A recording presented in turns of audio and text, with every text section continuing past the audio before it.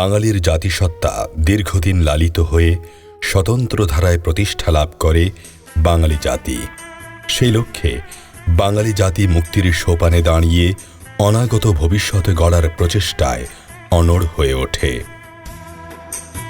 পাকিস্তানি শাসক গোষ্ঠী বাঙালির জাতিসত্তা স্বাতন্ত্র্যবোধ চিরতরে মুছে দিতে ষড়যন্ত্রে মেতে ওঠে। ষড়যন্ত্র বাস্তবায়িত করার হীন প্রচেষ্টায় গোপনে পশ্চিম পাকিস্তান থেকে সৈন্য ও ভারী অস্ত্রশস্ত্র নিয়ে আসতে থাকে পূর্ব বাংলায়। তারপর 1971 সালের 25শে মার্চ গভীর কালো রাতে অপারেশন সার্চ লাইট নামে বাঙালির উপরে ঝাঁপিয়ে পড়ে হানাদার বাহিনী। শুরু করে গণহত্যা, রক্তাক্ত হয় বাংলা আর বাঙালি। বাঙালি জাতি তার স্বদেশের বুকে এমন বর্বরচিত নৃশংস হত্যাকাণ্ড দেখে হতবাক হয়ে পড়ে। এমন সময় চট্টগ্রামের কালুরঘাটস্থ স্বাধীন বাংলা বিপ্লবী বেতার কেন্দ্র থেকে ইস্ট বেঙ্গল রেজিমেন্টের বীর সেনানী মেজর জিয়াউর রহমানের দীপ্ত কণ্ঠে ইথারে ইথারে ভেসে আসে স্বাধীনতার ঘোষণা। প্রতিধ্বনিত হয় আকাশে বাতাসে, দোলে ওঠে বঙ্গোপসাগরের উত্তাল ফেনিল তরঙ্গমালা। বিদ্রোহী হয়ে ওঠে ইস্ট বেঙ্গল রেজিমেন্টের বীর সৈনিকেরা। জেগে ওঠে বীর বাঙালি, হাতে তুলে নেয় তীর, ধনুক, লাঠি, সরকি, বল্লম। এক নালা দুনালা বন্দুক হাতে ঘর থেকে বেরিয়ে আসে জাগ্রত স্বাধীনতাকামী জনতা। পাকিস্তানি হানাদার বাহিনীর বিরুদ্ধে রুখে দাঁড়ায় বিদ্রোহী বাংলা, বিদ্রোহী বাঙালি। ঘরে ঘরে গড়ে তোলে দুর্গ, গড়ে তোলে মুক্তিযুদ্ধের প্রশিক্ষণ কেন্দ্র। বাংলাদেশের উত্তর পশ্চিমাঞ্চলের একটি জেলার নাম নীলফামারী। একসময় এই অঞ্চলে প্রচুর নীলের চাষ হতো। ইংরেজ নীলকরেরা এখানে গড়ে তোলে নীল ফার্ম। এই নীল ফার্মের অপভ্রংশ নীলফামারী। নীল চাষের অবসান হলেও বিভিন্ন স্থানে রয়েছে নীলকুঠির চিহ্ন।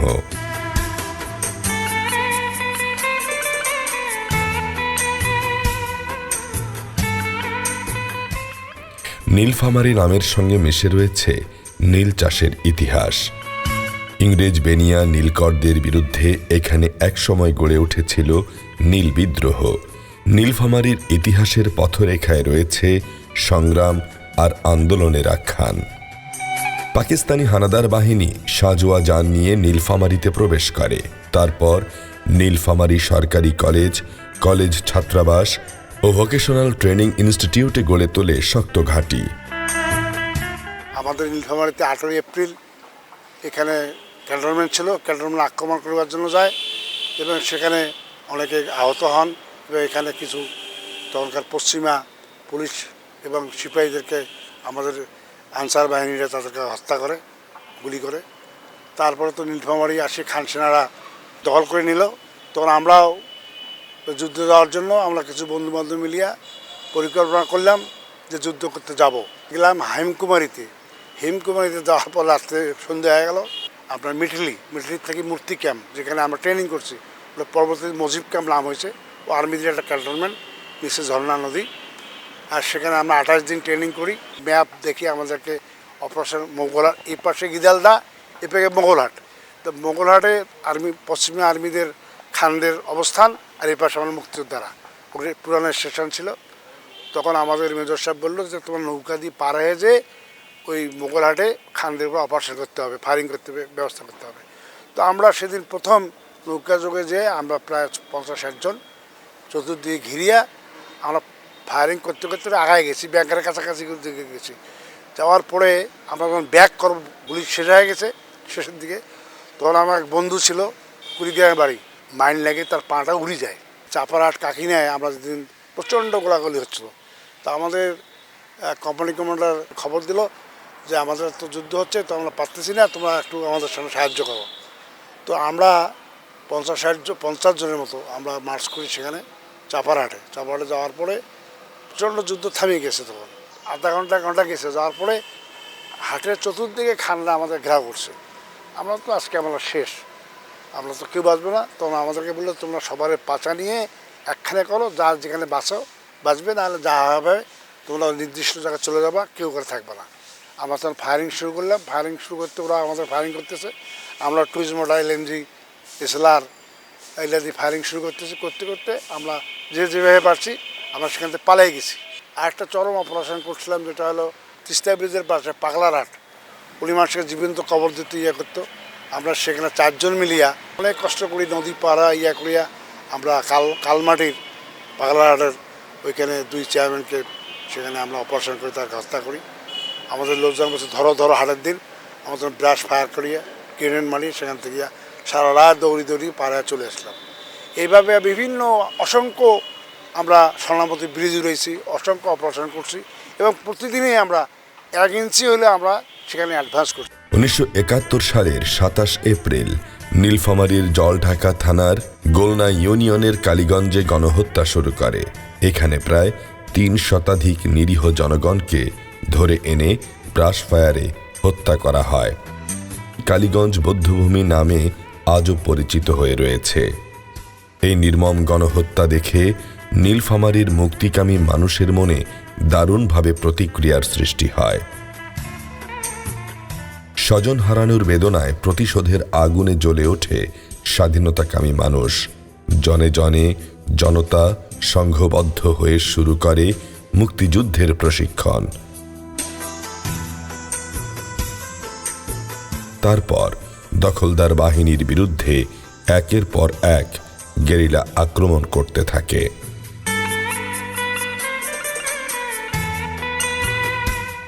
খান সেনারা যখন অ্যাটাক শুরু করে তখন আমরা বাড়ির পিছন থেকে পালিয়ে যাই। এর মধ্যে আমাদের নীলফামারীর যুবনেতা সুলেমান ভাইয়ের সাথে আমার দেখা হয়। উনি আমাকে বললেন যে তুই সেদিন সম্ভবত সে রাতটা ছিল কালী পুজোর রাত, তা আমাকে বললো যে তুই কি মুক্তিযুদ্ধ যাবি না? হ্যাঁ যাবো তো আমি। তো বললো যে কালকে গাড়ি যাবে, তুই এই মোড়ে থাকিস, আমি তোকে উঠায় নিব। তারপরে আমরা যখন চলে গেলাম আমরা জলপাইগুড়িতে পাঙ্গায়, এবার ট্রানজিট ক্যাম্পে, ওখান থেকে আমাদেরকে গাড়িতে করে বাগডোগরায় নিয়ে যায় এবং প্লেনে আমরা চলে যাই হচ্ছে উত্তরপ্রদেশ, ইউপিতে। ওইখানে 1 মাস ট্রেনিং করি। তখন ওইখান থেকে আমরা যখন ট্রেনিং শেষ করি, যখন আমরা দেশের অভ্যন্তরে ঢুকি, আমরা পশ্চিমবাংলার ভিতর দিয়ে ঢুকে জলপাইগুড়ি হয়ে হলদিবাড়ি হয়ে আমরা দেওয়ানগঞ্জের ভিতর দিয়ে বাংলাদেশের ঠাকুরগঞ্জে ঢুকি। আমাদের দেলোর ভাই ছিল আমাদের লিডার, উনি থাকতেন, ওনার সাথে করে আমরা দেশের অভ্যন্তরে ঢুকি। আমাদের নীলফামারী জেলার উপজেলা হচ্ছে ডোমার উপজেলা যে হেলথ কমপ্লেক্স, ওইখানে আমরা রাত্রে রওনা হয়েছি। তো আমরা একটা গরুর গাড়িতে একটা ক্যামোফ্লেক্স করে সামনে একটা বিরাট হাড়ি বসায়, জাস্ট একটা যে যেমন আত্মীয় বাড়িতে যায় মানুষ, সেভাবে রাত্রে রওনা হয়েছি। আমরা হসপিটালের সামনে যখন আসছি তখন একটু অদূরেই দেখি একজন শীতের সময় আগুন তাপাচ্ছে, ওইখান থেকে খুব জোরে ডাক দেয়, এই ভাই তোমরা যেও না। আমরা তো খুব অ্যালার্ট হয়ে গেলাম।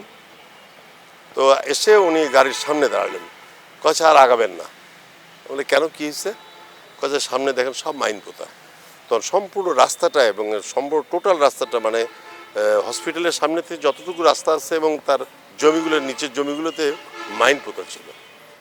তার যদি মানে আমাদের গরুর গায়ে মানে মহিষের গাড়িটা যদি আর 10 কদম আগায় তো আমাদের গাড়িটা উড়ে যায়। তারপরে যখন আমার বোড়া গাড়ি বাজারে ঢুকলাম, ছোট্ট একটা ঘটনা, কিন্তু আমার কাছে আজকেও রেখাপাত করে সেই ঘটনার কথাটা।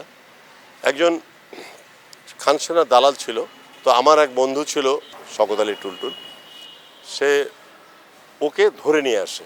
ধরে নিয়ে আসার পরে আমরা বাজারের ভিতরে ওকে নিয়ে যাই। নিয়ে যাওয়ার পরে আমাদের লিডার যে বুলুল ভাই ছিল, উনি বললেন যে না, সবাই রেডি যে তাকে মেরে ফেলবে। তো সবাই বলছে যে না, একে মারবো না, দেখি এর মানুষের প্রতিক্রিয়াটা কী। তো মানুষের প্রতিক্রিয়া দেখতে যা যখন ঘাটের মধ্যে আমরা তখন এক পর্যায়ে বললাম যে ঠিক আছে ভাই, আমরা ধরে এনে দিয়েছি, দেশ তো স্বাধীনতার পথে, তোমরা এখন কি করবা করো। সবাই চিৎকার করে বললো যে না, একে মেরে থুয়ে যান, না হলে আমাদেরকে শেষ করে দিবে। তো আমি সেদিন দেখেছি যখন আমরা বললাম যে আপনারা শুরু করেন, স্বাধীনতার স্বাদ গ্রহণ করার জন্য মানুষ যে কীভাবে উন্মুখ হয়েছিল সেটা আমরা তো সেদিন দেখেছি। মানুষ তাকে পিটিয়ে মেরে ফেলে। তারপর আমরা ডোমারের দিকে রওনা হই এবং ডোমারের যে নদীটা ছিল, বোড়াগাড়িয়া এবং ডোমারের মাঝখানে যে নদীটা ছিল, সেই নদীর পাড়েও ছিল অসংখ্য মাইন। আমাদের যাই হোক ওইখান থেকে মাইন আমরা ক্রস করে আমরা চলে আসি ডোমারে। ডোমার আসার পরে দেশ স্বাধীন হয়। 1 জুন হানাদার বাহিনীর দোসররা সৈয়দপুর পৌরসভার মারোয়ারি পট্টি থেকে শতাধিক মারোয়ারিদের ধরে সৈয়দপুর ক্যান্টনমেন্টে নিয়ে যায়। ক্যান্টনমেন্টে নিয়ে তাদের বন্দি করে রাখে। নিরাপদ আশ্রয়ের মিথ্যা প্রতিশ্রুতি দিয়ে মারোয়ারিদের ট্রেনে তোলে। ট্রেনের 4টি বগিতে তাদের তুলে চিলাহাটির দিকে যেতে থাকে। প্রথম 2টি বগিতে পুরুষদের তোলা হয় এবং পরের 2টি বগিতে তোলা হয় নারী ও শিশুদের। গোলাহাট রেল কারখানার শেষ প্রান্তে গিয়ে হঠাৎ করে ট্রেনটি থেমে যায়। ট্রেনটি থামার সঙ্গে সঙ্গে একজন যাত্রীকে জানলা দিয়ে বের করে তরবারির আঘাতে দেহ থেকে মাথা বিচ্ছিন্ন করে ফেলে। এরপর পাকিস্তানি সৈন্যরা যাত্রীদের কিল, ঘুষি, লাথি মেরে ট্রেন থেকে নামাতে থাকে। ট্রেনের যাত্রীদের ধারালো অস্ত্র দিয়ে আঘাত করে হত্যা করতে শুরু করে। যাত্রীদের অনেকে ধারালো অস্ত্রের আঘাত সইতে না পেরে আর্তচিৎকার করতে থাকে। কষ্ট সহ্য করতে না পেরে তারা গুলি করে মেরে ফেলার জন্য অনুরোধ করতে থাকে, কিন্তু তাদের করুণ আর্তচিৎকারেও পাকিস্তানি সেনাদের মনে কোনো রেখাপাত করেনি। একে একে বগি থেকে নামিয়ে তলোয়ার দিয়ে হত্যা করতে শুরু করে। ওই ট্রেনের প্রায় 4 শতাধিক যাত্রী শহীদ হন। ট্রেনের 2য় বগি থেকে জীবন বাঁচাতে লাফিয়ে পড়ে অনেকে। পাকিস্তানি সেনারা তাদের পেছন থেকে ব্রাশ ফায়ার করে। শুধু তাই নয়, শিশুদের আকাশে ছুঁড়ে তরবারি দিয়ে দ্বিখণ্ডিত করে ফেলে ঘাতকেরা। ওই দিনের গণহত্যায় নারী ও শিশুরাই বেশি হত্যাকাণ্ডের শিকার হয়। পাকিস্তানি বাহিনী ইছামতির পাড়ে একটি শক্তিশালী সুরক্ষিত প্রতিরক্ষাব্যূহ গড়ে তোলে। 3রা ডিসেম্বর 48 পাঞ্জাব রেজিমেন্টের এই প্রতিরক্ষাব্যূহটি মুক্তিযোদ্ধারা অতর্কিত আক্রমণ করে ধ্বংস করে ফেলে। খড়খড়িয়া নদীর তীরে পাকিস্তানি বাহিনীর ছিল একটি শক্তিশালী ঘাঁটি। এই ঘাঁটিতে মুক্তিযোদ্ধারা গেরিলা কায়দায় হামলা চালায়। হানাদার বাহিনীও পাল্টা গুলি ছুটতে থাকে। দুপক্ষের মধ্যে চলে তুমুল যুদ্ধ। মুক্তিযোদ্ধাদের প্রবল আক্রমণে দখলদার বাহিনীর ঘাঁটি তছনছ হয়ে পড়ে। মুক্তিযোদ্ধাদের মরণপণ আক্রমণে পাকিস্তানি দখলদার বাহিনীর বুকে কম্পন জাগে। অকুতভয় মুক্তিযোদ্ধারা বীর দর্পে এগিয়ে চলতে থাকে। শত্রু সেনার ঘাঁটি একের পর এক দখল করতে থাকে বীর যোদ্ধারা। বীর যোদ্ধাদের আক্রমণে দিনে দিনে হানাদার বাহিনী কোণঠাসা হয়ে পড়ে। ডিমলা, ডোমার, জলঢাকা, কিশোরগঞ্জের মতো বিভিন্ন অঞ্চল পতন হতে থাকে পাকিস্তানি হানাদার বাহিনীর। 10 ডিসেম্বর থেকে মুক্তিযোদ্ধারা পাকিস্তানি হানাদার বাহিনীর বিরুদ্ধে তীব্র আক্রমণ শুরু করে। 11 ও 12 ডিসেম্বর আক্রমণ আরও তীব্র হয়। এতে নীলফামারী শহরের বিভিন্ন ক্যাম্পে অবস্থানরত পাকিস্তানি হানাদার বাহিনী ও তার দোসররা ভীত হয়ে পিছু হটতে থাকে। তারপর ভীত সন্ত্রস্ত হয়ে জীবন বাঁচাতে সৈয়দপুর ক্যান্টনমেন্টে আশ্রয় নেয়। এ সময় নীলফামারী থেকে পালিয়ে যায় রাজাকার, আলবদর, শামস ও তাদের দোসররা। 1971 সালের 13 ডিসেম্বর পাকিস্তানি দখলদার বাহিনী বীর মুক্তিযোদ্ধাদের কাছে পরাজয় বরণ করে। শত্রুমুক্ত হয় নীলফামারী।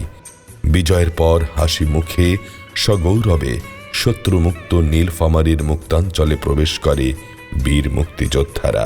মুক্তিযোদ্ধাদের সাথে মুক্তিকামী মানুষের মহামিলন ঘটে নীলফামারীর মাটিতে। একই দিনে শত্রুমুক্ত হয় বগুড়া অঞ্চল। এ খবর সারা দেশে ছড়িয়ে পড়ে। ফলে মুক্তিযোদ্ধাদের মনোবল আরও বেড়ে যায়। সেই সাথে সমগ্র দেশবাসী হানাদার মুক্ত স্বদেশ দেখার প্রতীক্ষায় প্রহর গুনতে থাকে। 1971 সালে মহান স্বাধীনতা যুদ্ধে নীলফামারী জেলার ডোমার উপজেলার এটা হলো সবচেয়ে বড় একটা বধ্যভূমি। এটা হলো ডোমার বন বিভাগ বধ্যভূমি। আমাদের এই পাশেই সেই 1971 তৎকালীন সময় এখানে পাক সেনার একটা বড় টর্চার সেল ছিল, হলুদ বিল্ডিং আছে।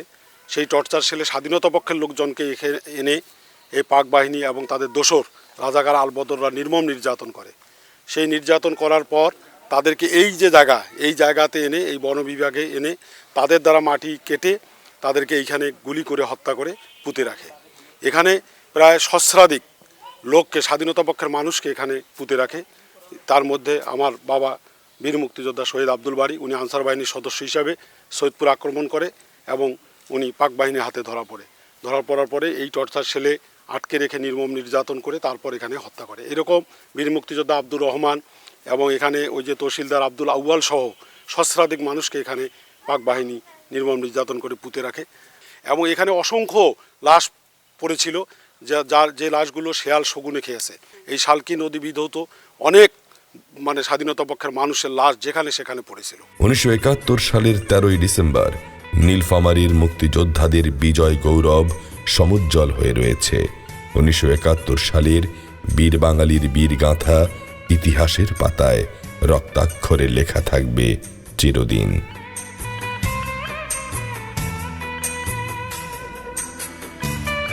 বীর বাঙালির বীরগাথা রচিত হয় শহীদদের রক্তরেখায়, কবির কবিতায় বিজয় গাথা ঝংকৃত হয় শিল্পীর গানে গানে।